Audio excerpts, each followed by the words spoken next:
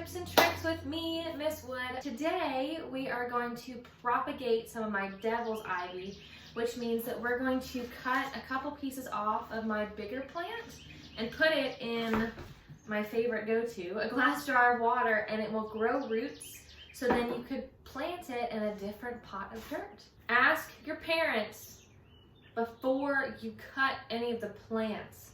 Be like, if I cut this huge part of my palm tree off and didn't mean to, it'd be so sad. So talk to your parents, make sure they're okay with you trying this first before you take the kitchen shears to their beloved plants.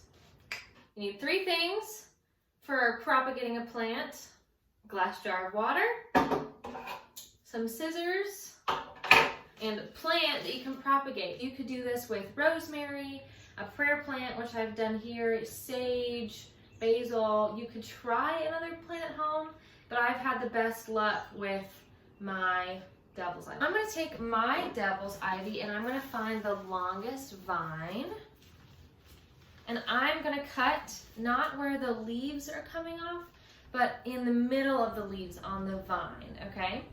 So I'm going to take my scissors, I'm going to cut there, and then I'm going to take that part of the vine and just put it in the jar of water.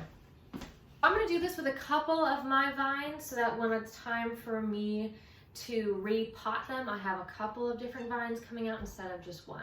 After your cuttings roots are 2 to 3 inches long, it is safe to go ahead to move them into, drum roll please, some soil.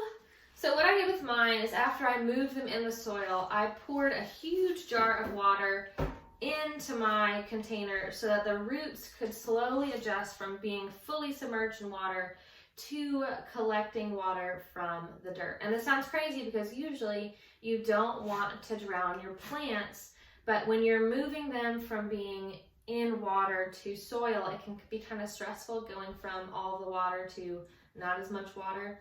And so it's a good transition to have the soil drenched with water and let it dry up to give those roots some time to transition. Next time we're gonna do something without a jar of water to, branch out a little bit and try something new. Let me know if you decide to propagate devil's ivy or sage or a different herb. I'm excited to see how it works for y'all. And we will see you next week on Gardening Tips and Tricks with Miss Wood. Yay!